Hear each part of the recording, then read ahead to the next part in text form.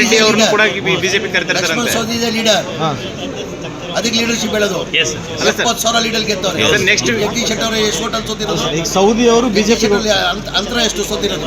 56 sir. ಮತ್ತೆ ಇದು lead ಏನೋ ಒಂದು 200 ಅಂದ್ರೆ ಪರವಾಗಿಲ್ಲ, 50,000 ಅಂತರದಲ್ಲಿ ಸರ್ ಈಗ ಜಗದೀಶ್ ಶೆಟ್ಟರ್ದು ಮುಗೀತು, ಕಾಂಗ್ರೆಸ್ ಬಿಟ್ಟು ಬಿಜೆಪಿ ಬಂದ್ರು. ಈಗ ಅದೇ ಹಾದಿಯಲ್ಲಿ ಲಕ್ಷ್ಮಣ್ ಸವದಿ ಅವರು ಏನಾದ್ರು ಇದಾರಾ ಅಂತ. ಲಕ್ಷ್ಮಣ್ ಸವದಿ ಅಲ್ಲ, ಜನಾರ್ದನ್ ರೆಡ್ಡಿ ಅವರು ಜೊತೆಗೆ ಬಿಜೆಪಿಗೆ ಹೋಗ್ತಾರೆ ಅಂತ. ಯಾರು? ಲಕ್ಷ್ಮಣ್ ಸವದಿ ಅವರು.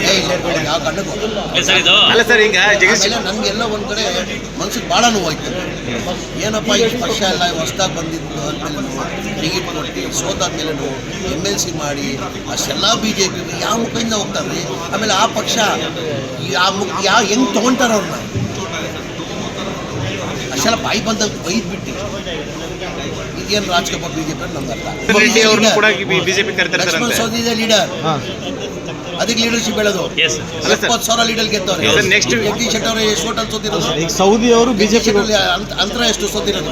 56 ಸರ್. ಮತ್ತೆ ಇದು ಲೀಡ್ ಏನೋ ಒಂದು 200 ಅಂದ್ರೆ ಪರವಾಗಿಲ್ಲ, 50,000 ಅಂತರದಲ್ಲಿ ಸರ್ ಈಗ ಜಗದೀಶ್ ಶೆಟ್ಟರ್ದು ಮುಗೀತು, ಕಾಂಗ್ರೆಸ್ ಬಿಟ್ಟು ಬಿಜೆಪಿ ಬಂದ್ರು. ಈಗ ಅದೇ ಹಾದಿಯಲ್ಲಿ ಲಕ್ಷ್ಮಣ್ ಸವದಿ ಅವರು ಏನಾದ್ರು ಇದಾರಾ ಅಂತ.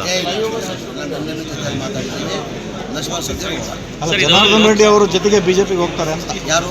ಲಕ್ಷ್ಮಣ್ ಸವದಿ ಅವರು. ಯಾವ ಗಂಡಕ್ಕೂ ಅಲ್ಲ ಸರ್, ಈಗ ಜಗದೀಶ್ ನಮ್ಗೆಲ್ಲ ಒಂದ್ ಕಡೆ ಮನ್ಸಿಗೆ ಭಾಳ ನೋವಾಯ್ತು.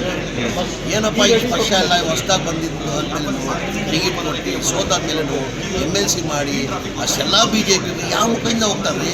ಆಮೇಲೆ ಆ ಪಕ್ಷ ಹೆಂಗ್ ತಗೊಂತಾರ ಅವ್ರನ್ನ ಅಷ್ಟೆಲ್ಲ ಬಾಯಿ ಬಂದಾಗ ಬೈದ್ಬಿಟ್ಟು ಇದೇನು ರಾಜಕೀಯ ಬಿಜೆಪಿ ನಮ್ಗೆ ಅರ್ಥ.